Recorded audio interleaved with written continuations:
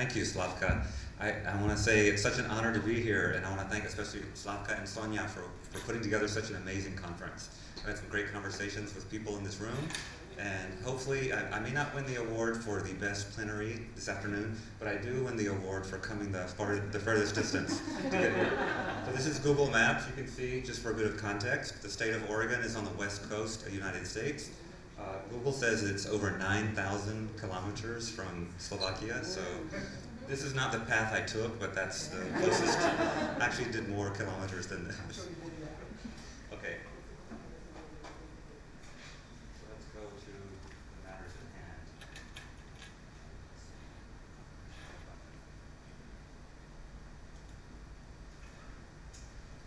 Here we go. So I know that many of you have taught language and culture classes. Let's just have a quick, who teaches beginning or intermediate level language classes? Advanced language classes? How about culture classes? Yeah, so this is something we're all very interested in.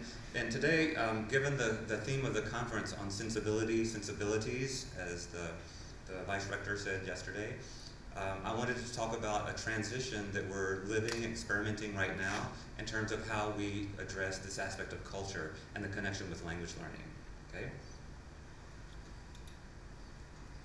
So some opening questions. To talk about this topic, of course, you have to define what is culture, right? What's the role of culture in language learning? We all assume there's a tight connection between language and culture, right? It's almost a trivial statement. But the way that actually plays out in a given language program is very interesting. We have over 50 years now of research in second language acquisition. We don't have quite the same amount of research on cultural acquisition. So what is that process? How does that happen? And what's the relationship to how we acquire or learn second languages and other additional languages? What are reasonable objectives when we teach culture?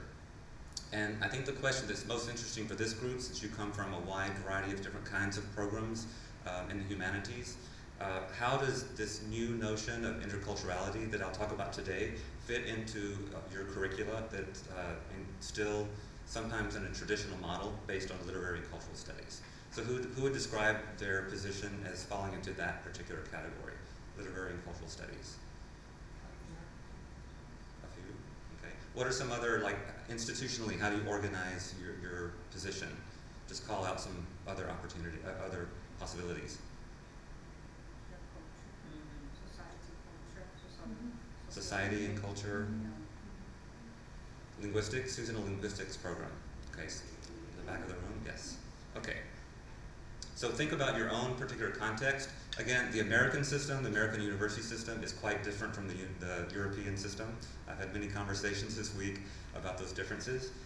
But hopefully you'll find something here that will apply to your situation. So I'll try to end up with 3 recommendations or suggestions for how to include interculturality into your own programs. You can let me know at the end if you think they're useful or not. Maybe we'll extend that beyond my suggestions. Okay, so let's start with a view, at least for the American context, and you can tell me if this applies to your context as well, what we call a traditional language program in the US, and there's still many programs that operate under these premises. Many times they're still based on grammar, and the focus of the program is to study language as an object. And I mean by that, the language itself, the object of study, is often separated from the people who speak the language. And so one of the transitions I'll talk about today is how to bring the human element, the human being, back into this process of linguistic and cultural acquisition. The language that is studied, this object of study, in the traditional paradigm is, in most cases, a national standard. So if you study French or Spanish or Italian or Russian, you only study one variety of the language. So especially beginners are exposed to this sometimes very artificial language that's the national standard. Now, not on the side of the people who teach in the program, but often students, American students, for the most part, are exposed to this idea of the US as a monolingual, monocultural country. Maria Jose showed us that that's not the case. I'm glad that your presentation went first before mine, because I'll draw on some of those ideas. But this is the idea that most Americans have. It's the majority, the view of what our country is. And most people have this very naive idea of language study as simply translating. If I learn all the words in Slovak, I know English, I learn all the words I want to say in Slovak, then I can speak Slovak. Well, I was poking around on an online site for Slovak grammar last night, and I found that that is not the case. It's really incredibly complex. So no, that doesn't work. Language programs in this traditional paradigm have a couple of explicit goals, and some goals that we can infer that aren't made explicit. One is to read the literary canon. We've moved away from that in large part, but there's still programs like that. The goal for students is to become an educated monolingual native speaker. Does this sound familiar? That's what our students say that they want. And maybe one of the unstated goals is actually to buy into the dominant economic and cultural paradigm and have our students acquire the cultural capital so that they can pass for being an educated monolingual advanced level speaker of the language. Okay, does this sound familiar? Same for your context? Well, we'll try to break this apart today and see if there's some other approaches possible. Okay?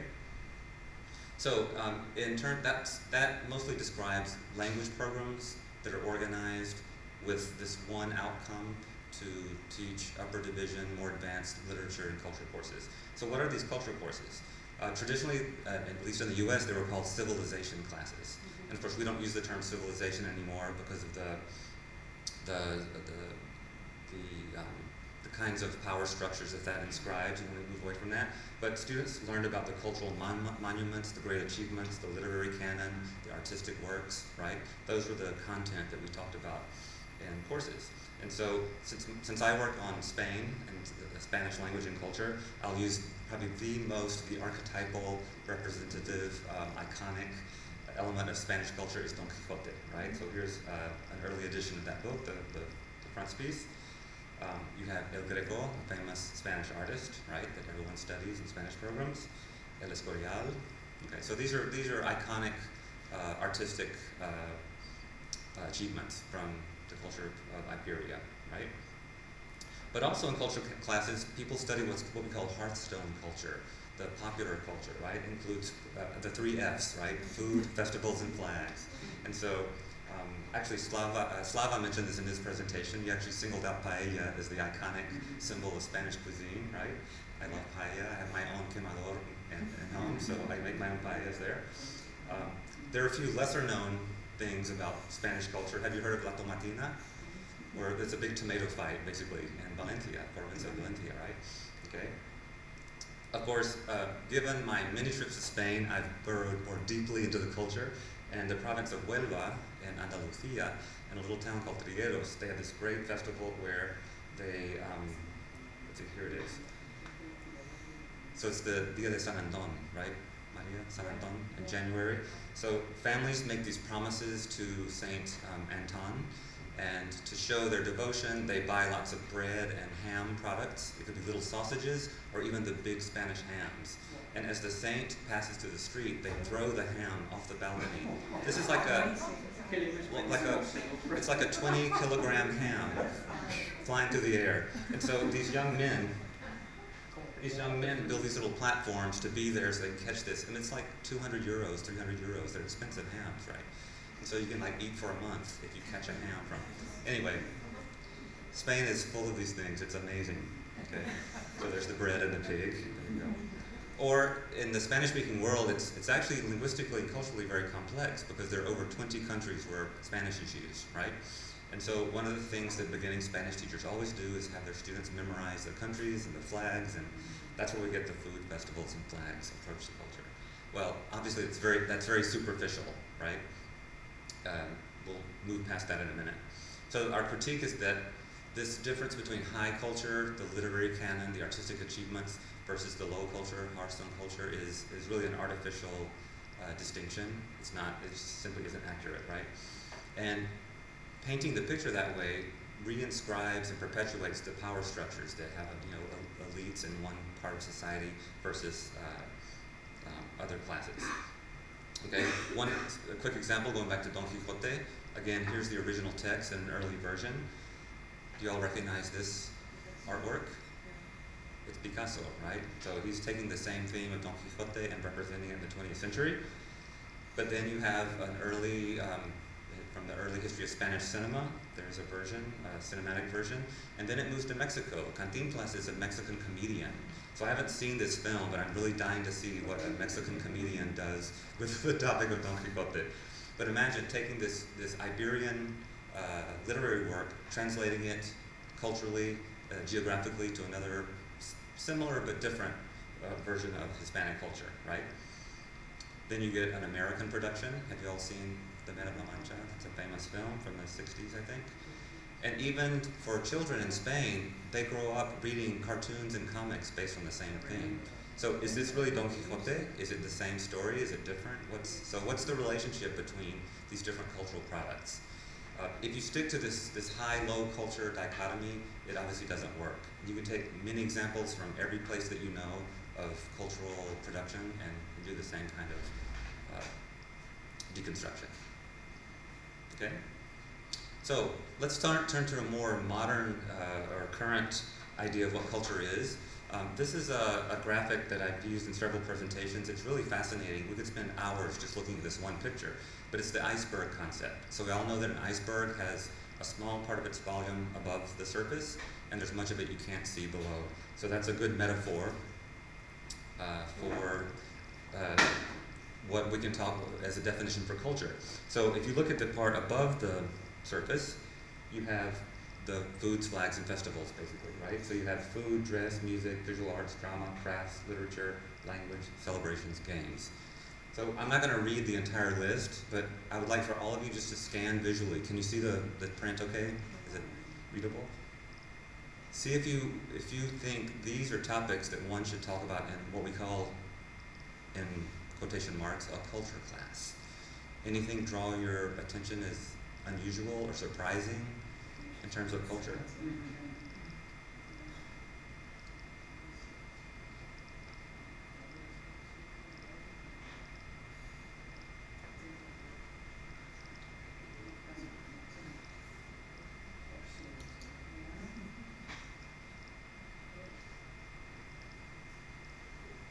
Any ideas?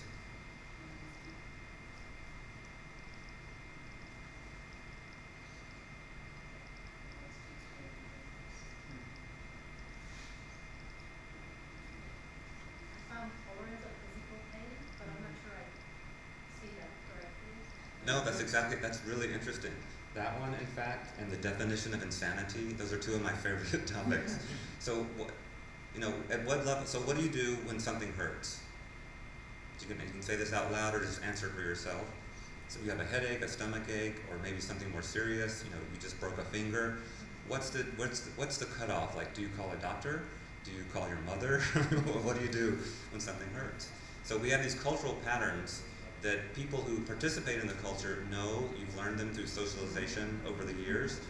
And if you visit another culture, they may not share that particular pattern. And so this is actually the source of cultural conflicts, which we'll come back to in just a minute. For example, the concept of cleanliness. What's clean? What do you consider clean? So if I dropped one of those delicious pastries on the floor right now and picked it up and ate it, would you be surprised? Who would be surprised if I did that?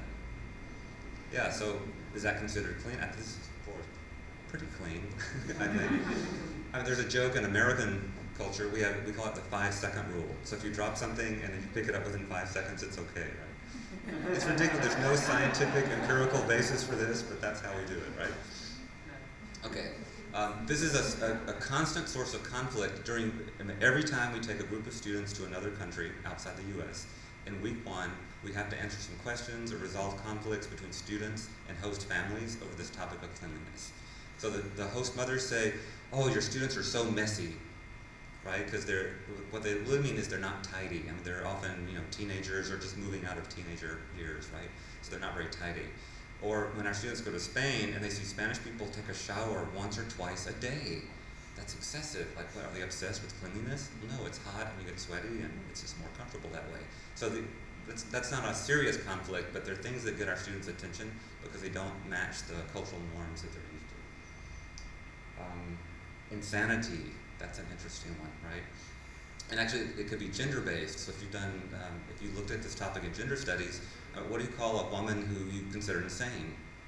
Hysterical. There's no equivalent term for men, right? men typically aren't considered hysterical. So if you dig deeper in any of these topics, you'll find some really interesting things to study. And so one of the proposals, I'm not going to talk about it in this presentation, but you can use textual analysis, you can use literature, you can use art to explore any of these topics. So any kind of cultural input, anything produced by members of a culture can be used as input in order to explore these cultural topics and establish contrasts and draw conclusions with your students. Okay. We can come back to this later if you have any questions. Okay, so back to the topic of culture and language. What's the actual connection? How do these fit together? So I have a couple of good quotes for you, and these come from people who've worked in content-based instruction using this very idea of using different cultural products as the input for studying and making cultural comparisons. So Teddick and Camarada say that being bilingual or multicultural encompasses more than the simple mastery of linguistic patterns. Rather, the idea of being bi or multilingual means that one's acquired sufficient knowledge to become sensitive to the way reality is perceived through the particular historical and cultural lens associated with the acquired target language.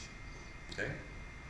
And Reagan and Osborne add that in studying languages other than our own, we're seeking to understand and indeed, in at least a weak sense, to become the other. So I'm glad that Maria Lozada this morning, I think someone else yesterday mentioned this concept of the other is really important. It's crucial in talking about this notion of interculturality. So we're in a short, attempting to enter into realities that have, to some degree, been constructed by others, which many of the fundamental assumptions about the nature of knowledge in society may be different from our own. We are, in fact, creating new selves in an important sense. And so it's this idea of personal transformation that really affected me to a great extent and made me want to pursue this profession. And it's one of the things that is really satisfying to me as a teacher in working with students, to watch them go through this process of personal transformation, which of course they resist sometimes. We'll talk about that later. Okay. So overall, in terms of looking at this movement in language and culture programs, the change in focus has moved away from the what, the content itself. Of course, we still teach content, right? But the focus has become more on the process of transformation, the how. The language goals have moved from mastery. I mean, our students enter our programs naively thinking, I want to become fluent in Spanish. I want to become fluent in Russian, right? That's what they say. But now we talk about proficiency in specific domains for specific purposes and interacting with groups of speakers, right? The research in second language acquisition tells us that the presentation practice model is more, should be viewed as more a case of processing input and using social interaction to develop proficiency. The sources have been expanded from just canonical literary works to the idea of multiliteracies. There's a lot of research on that, particularly in the US these days. And the sensibility, the theme of our conference this week, has moved from this notion of culture and civilization, with all of its inscribed social power structures, to this idea of interculturality, which focuses more on the individual and this personal transformation. Okay, so this is the movement that we're talking about in general. A lot of the research that is pushing this forward comes from the social turn in language learning. So after about 35, 40 years in second language acquisition research, people started noticing this focus on language as an object and said, look, language is always spoken by human beings, right? We need to consider the human being more.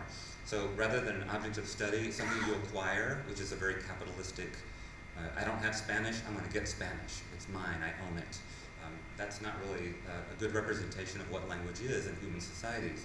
So rather than acquisition, we talk about initiation. So speakers belong to communities. It's a social connection. And so what tools do I need, what abilities, proficiencies do I need to participate in this particular discourse community of people interested in the humanities, for example? Or that may not be your interests, you have other interests, right? So you learn the proficiency that you need. So the focus shifts away from the learner as an individual to the learner as a member of a community of speakers, okay? This forces us to abandon nationalistic ideologies and the idealized monolingualism. Now, this is not such an important notion, I think, in Europe, because you all live with multiple languages all the time, right? In the US, this is a serious ideological problem, because most people assume, they make this equivalence between English and American. And you see this all the time now in our debates about immigration, especially from Latin America. Yeah, so anyone who speaks Spanish or knows Spanish is considered as foreign, it's not American, it's anti-American even. And so we're trying to get away from that notion. In practice, what we try to do is we make our classroom language use represent the actual language use of bilinguals. Everyone in this room is at least bilingual, if not trilingual or more, right? What do bilinguals do? We mix our languages. We make jokes, right? We make bilingual jokes all the time. It's so delightful. It's really satisfying to be with other people who are also bilingual, and you can make these. You have language play, and it's very creative. And so we're trying to actually use in the classroom something that's very different from the old Berlitz idea of 100% target language, right? And then you punish your students if they say anything in the L1. So I like this quote from Carl Blythe. He says, monolinguals make curious models for students striving to overcome their own monolingualism, right? So actually, I want to teach my students how to be bilingual. How do bilinguals use language? Do you see the difference? Do you see the turn? Now, this is very important in the context of the US with our Spanish-speaking, our native, local Spanish-speaking population, right? They grow up bilingual, yet one of their languages is excluded socially, politically, economically, from all the paths to any kind of power or social capital. And so this piece has been key in the development of our Spanish Heritage Language Program, which I'll talk about in a minute. Okay, make sense so far? Do you get the turn? Okay, so how do you apply this? We take as a basis, as a basic premise, that language acquisition and cultural acquisition are similar processes, and we'll talk about that in a minute as well. Learners pass through stages in both linguistic and cultural acquisition. It's not a random ad hoc process. They're recognizable stages in acquiring cultural proficiencies, just as there are linguistic proficiencies. Learner agency is crucial, so the learners have to be a part of this process and have agency. The teacher's a guide, not an expert, and our goal in teaching culture is really to instill curiosity, foster a spirit of openness, and develop critical awareness. These are things that I never experienced in my own linguistic programs in the 1980s, so this is very new. Okay, interculturality means that we acknowledge the learner's identity, we recognize otherness, we strive to develop a variety of competencies, and like I said before, we recognize these stages of development. Okay, I have some comments on, let's see what we're doing for time. On each of these, I'll try to go through this quickly and get to the suggestions. I don't want to call them solutions yet, because some of them are very experimental, but just for your information, when we talk about recognizing the learner's identity, and this is crucially important because we know that our students, our learners, are not blank slates, right? They bring their own identities and motivations and interests, and they're not a homogeneous group. They're always very different, okay? We talked about there are different stages, and there are different theoretical models for talking about these different stages of cultural acquisition. I've chosen one here from Meyer and Hanby. Students can move from a monocultural viewpoint to an intercultural viewpoint to a transcultural viewpoint, okay? You can kind of see that. I won't go into the details, but you can kind of see the flow of how that works. The goal for what many of these ideas and theories have in common is the goal for this process is to achieve what Claire Cramsch calls the third space. So you're not just a member of your original C1, your first culture. Of course, you can't become a member of the C2. So I, for example, started my study of Spanish at the age of 20. I went to Spain for the first time. I don't know why, but I thought if I work hard enough, my Spanish will be so good that people will think I'm Spanish. But I mean, look at me. It never worked. No one ever took me for Spanish. They said, "Oh, your Spanish is really good," but no one ever thought I was from Jaén. I don't know why. So that was it's a misguided goal. I should have been, if I had been more informed, not quite so naive, I would have thought, okay, I am from Mississippi, I'm learning Spanish, I can develop and transform myself, acquire additional identities, but without losing my original identity. So I have to create this third at least a third identity and inhabit a third space when I interact with. Because one of the problems is when our students go abroad, my own experience reflects this, you go back home after these wonderful experiences abroad, and then you're not the same person as when you left. I think you've all experienced this, right? If I had this notion of a third space, it would have been an easier re-entry back into my first culture, right? Okay. One of the most interesting concepts in this whole process that I really latch onto is this idea of ego permeability. Has anyone encountered this before? Do you know this? So think of the identity as a closed entity, right? With a border, a frontier, right? Some people naturally, by their own disposition, have relatively permeable borders, so you can interact with, acquire, participate in this transformative process relatively easily. I bet you know people who are kind of more closed, they resist any contact. They may experience things, but they don't integrate any of those things. They don't take them in, they don't pass through that border. So this notion of ego permeability has to do with that relative ease that people acquire or interact with elements of the other, okay? It's really interesting. So we all differ, that we're not all homogeneous in this sense. We all differ in that natural disposition, but this is something that research says our learners can acquire. They can become better at this once they understand and recognize that process. So no one ever told me about it. I discovered this on a personal level very late in my language acquisition, but it's a matter of consciousness raising with our students. We can do activities that help them recognize their own disposition and participate better in this process.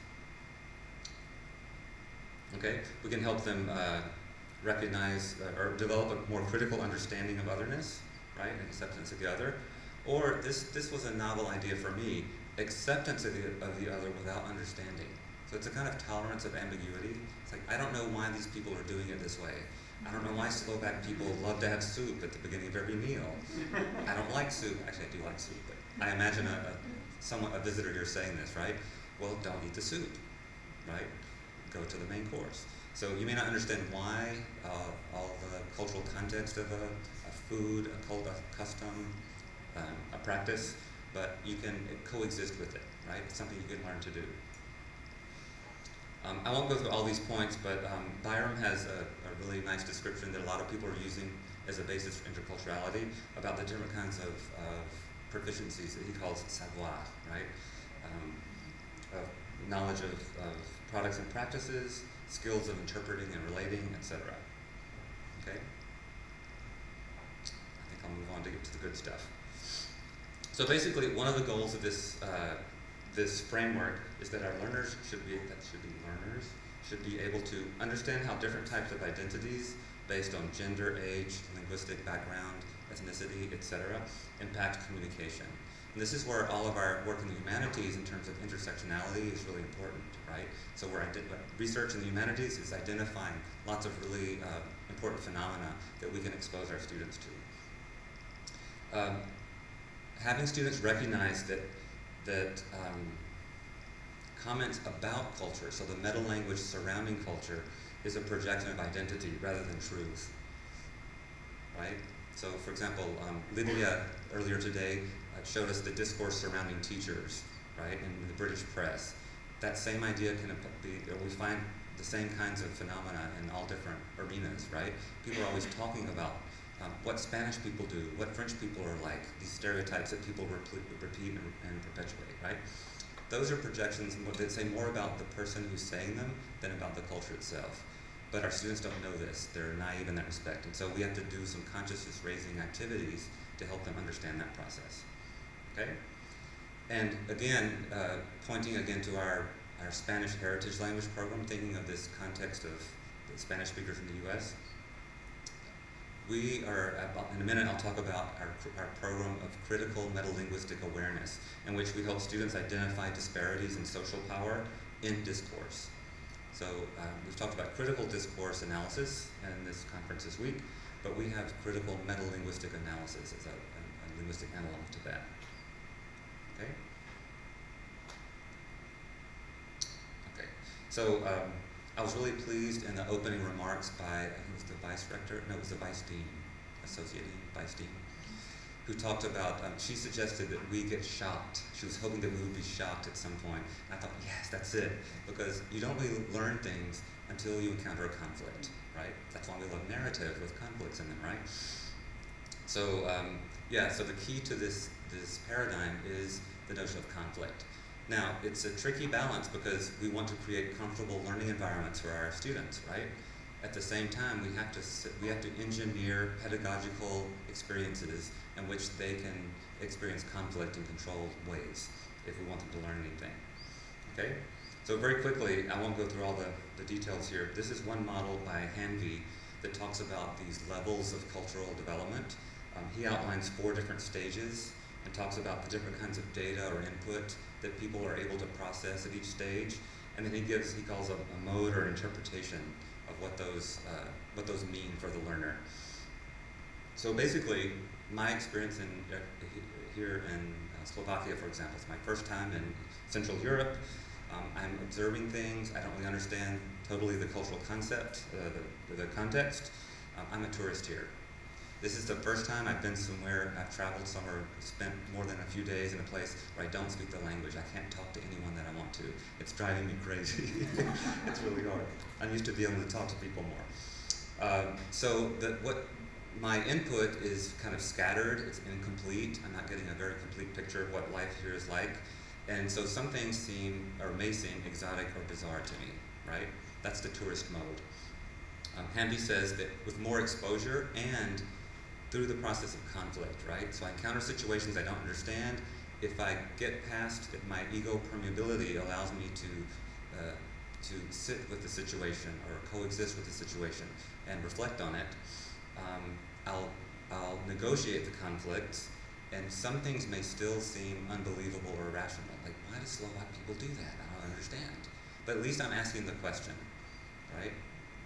And so with more time, more exposure, I can enter into more subtle contrasts and intellectual analysis. Oh, they do that because when this was a part of the Austro-Hungarian Empire, blah, blah, blah, blah, right? I know the history, I know the context, and it becomes believable to me, okay?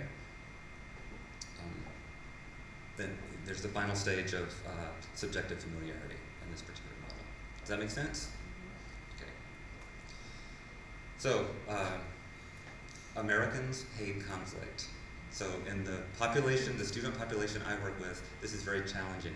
If you go to Google and search for a phrase like good ways to deal with conflict, you get thousands and thousands and thousands of pages that come from US business and educational sites. So the idea is that, we must avoid conflict. So I'll give you some tips up front to avoid conflict.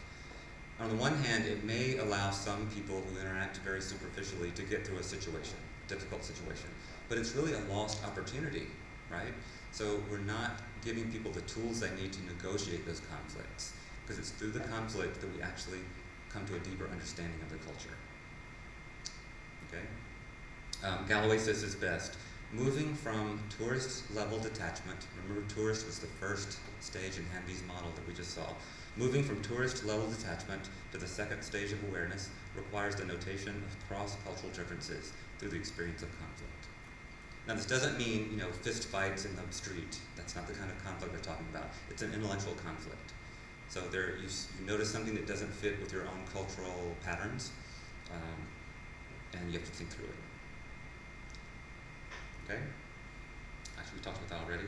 I wanted to show you this really interesting information from the study abroad research. Have you seen this before?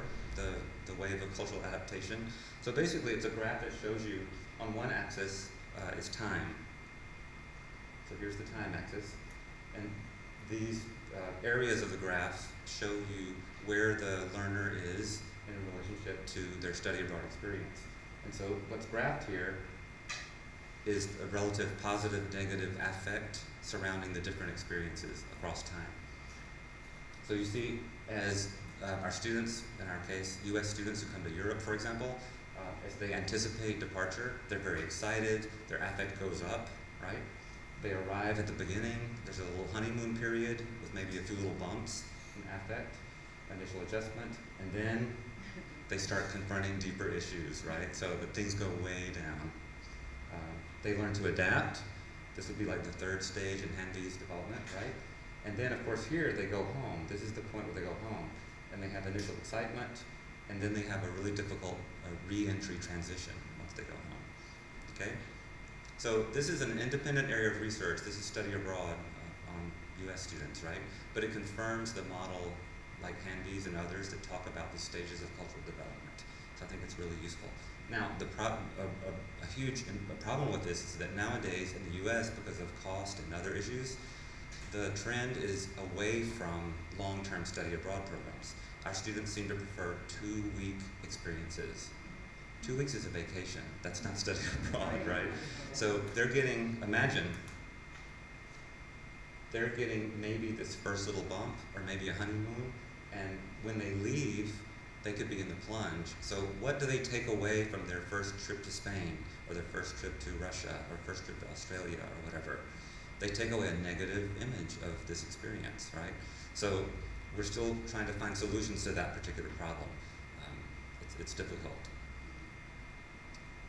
Okay, so let's move to the final suggestions I have for you. How do we weigh cultural acquisition, or we're still searching for a term because we don't want to say acquisition, initiation maybe, with respect to language learning. I wanted to put a quote up here from one of our undergraduates. This is not a majority opinion, but there are students who think this way. This is a comment from a student evaluation at the end of a language course in our Spanish program. The student said, he was complaining basically. You should teach the language, not the culture, because we don't know the language, so why would learning about the countries help us at all with the language? It's a waste of valuable class time, and often the tests are centered more around the new tenses we learn rather than culture. So if anything, it's incredibly detrimental to our learning that the teacher spends any time on all the irrelevant culture of countries we cannot speak the language in at the moment. Now, it's not particularly articulate in this statement, but you get the idea, right? Students had this idea of linguistic acquisition. They don't think the cultural part is that important. So apparently this teacher did not do a great job of combining the two elements. So that's my challenge as program director, to train the teachers better to do this. That's one question. So how do you balance this and communicate to students that this is important? Another question, how does interculturality fit into a curriculum based on literary and cultural studies? And then how do we assess it? And that's going to lead to one of my suggestions. Okay, so for us, for those of us who work in the humanities, one possible tool are this notion of essential questions. Have you worked with this particular framework, essential questions? They're kind of big questions. I'll show you some examples in a minute that lead to interesting cultural comparisons and maybe generate some conflicts. So for example, this is from the university, from Arizona State University. This is a project in their humanities, all of their humanities departments. They're working on how to kind of ramp up the curriculum to make it more relevant and interesting to students. So again, I'm not going to read these out loud. Scan the list and tell me if you think these are appropriate research questions, study questions for your programs. Does anything get your attention or surprise you?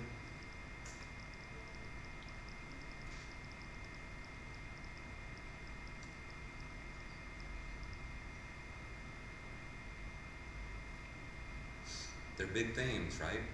You could address them with literature, with art, with popular culture. There are many entrees possible to these questions, okay? So traditionally, classroom teaching, not just language classrooms, have used questions that are very specific to their disciplines, right? For example, what are common artistic symbols used by the Incas and the Mayas, two indigenous groups in the Americas? Or in a math class, what steps did you use to get that answer? Those are very discipline specific, maybe even lesson or curriculum specific, right? Well, instead, we should overlay the discipline specific content and methodologies with these big essential questions. So you could focus on art symbols from the Incas and Mayas, but it has to be embedded in the bigger context of how do the arts shape as well as reflect a culture, and make your entire curriculum move towards answering that question, right? Instead of a specific focus on a mathematical technique, what do effective problem solvers do when they get stuck? That's really useful. Students will find that more relevant. Do you see what we're doing? So again, this is the paradigm shift from these very specific questions to more general, essential questions. Okay? What's a variable in scientific investigations? Turns into what kinds of factors sway public opinion on this scientific topic? You might bring in some media research, for example, using Lydia's technique of discourse analysis using a corpus. That'd be really interesting to investigate, right? In any discipline, in any kind of class. Okay? Let's go through those. Another suggestion, and I think some of you are already exploring this, are different possibilities for experiential learning. So take your discipline outside the classroom and then establish connections. So who's involved in some kind of experiential learning, internships? Do you have internships in your programs? Yeah. Okay. The key to this, to making it successful, are the reflective activities. You can't just send your students out to do a job, right? They have to have some kind of reflection to follow through on that, the application. Okay, the last suggestion I'll present to you has to do with our Spanish as a heritage language program. And I have a little quiz for you. I know it's late in the afternoon, you've had a big meal already, so you need to snap things up a bit. So, in the US we talk about lotes, the languages other than English.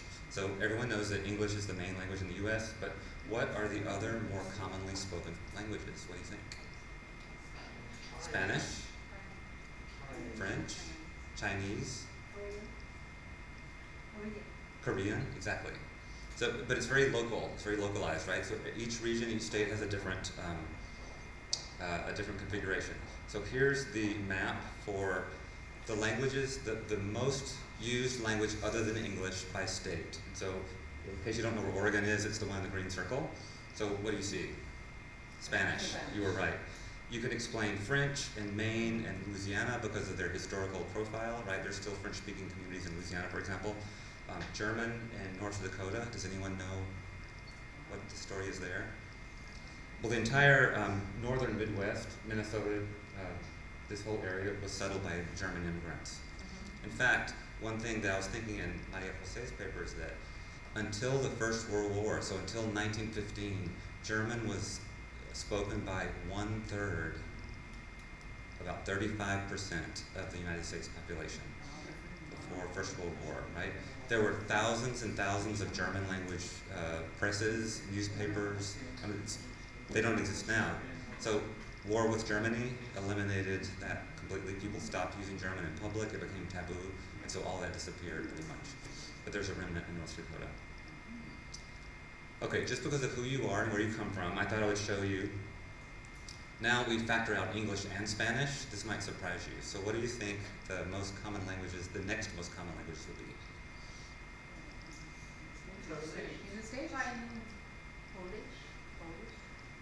Polish, maybe in Chicago. Although those immigrant communities are historical now, they don't use Polish anymore.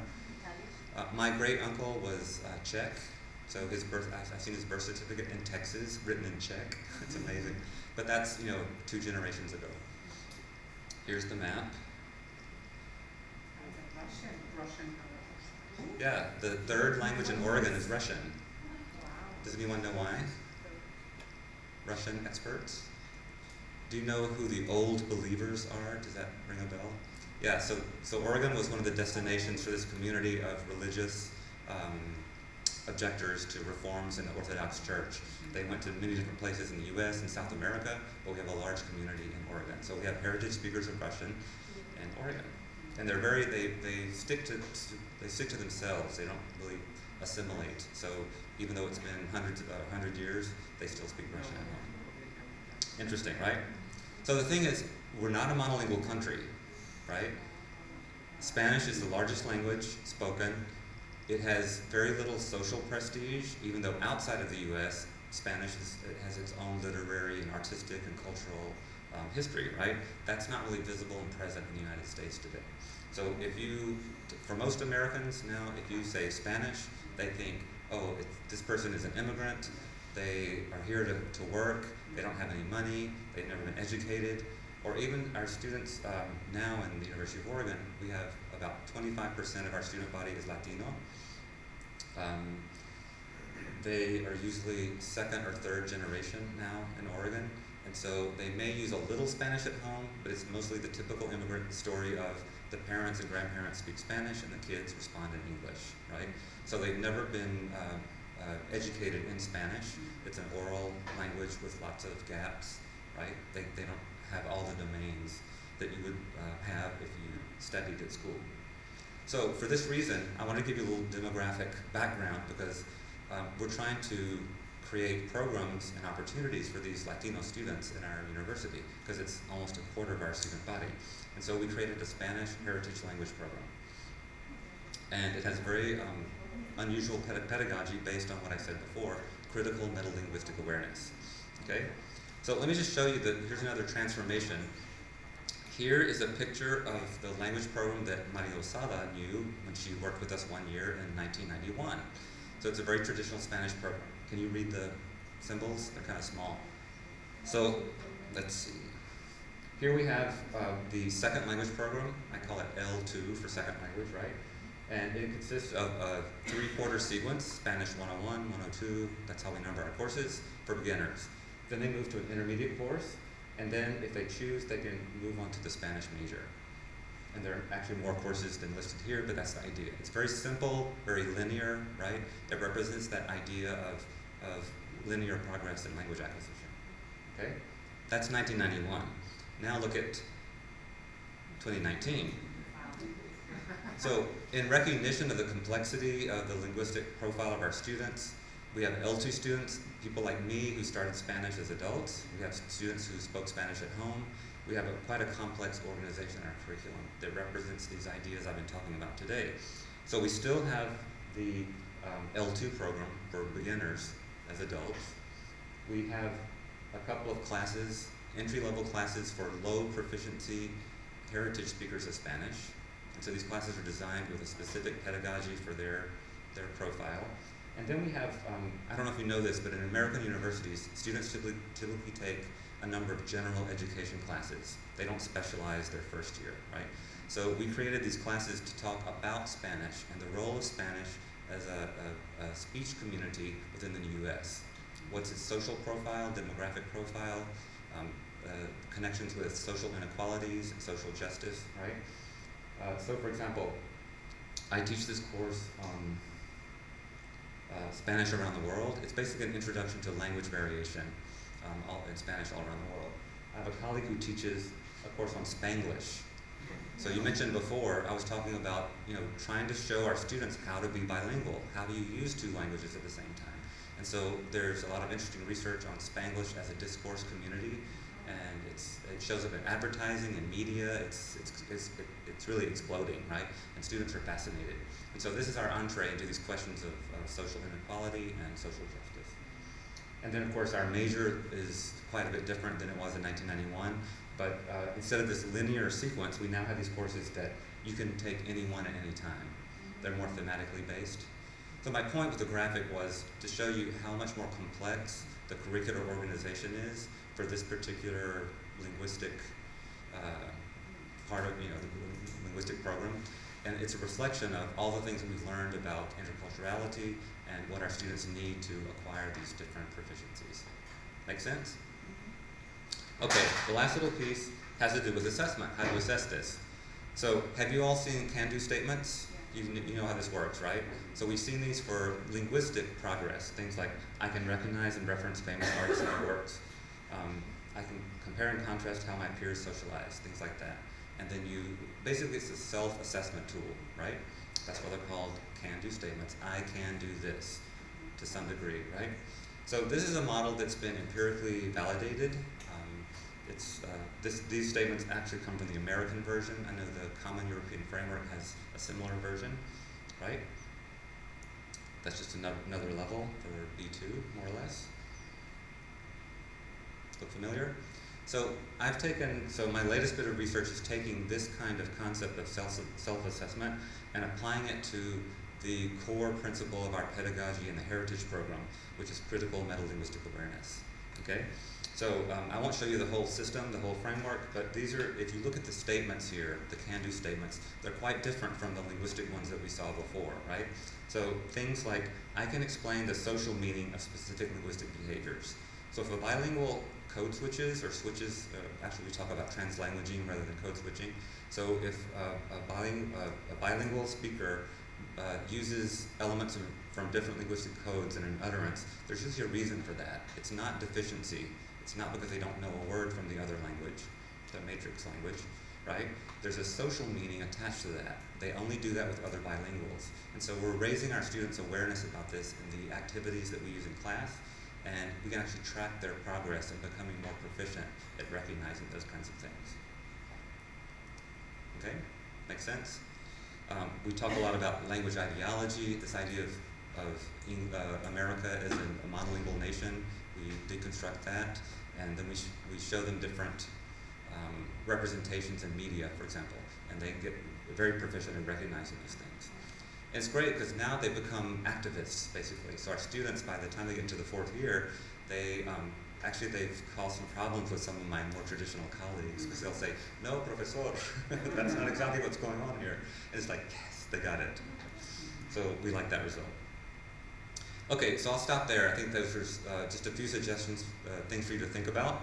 I have some references for you, and of course, a heartfelt thank you from the other side of the world. Hopefully I got all of your languages up there correctly. Thank you so much, and let me know if you have any questions.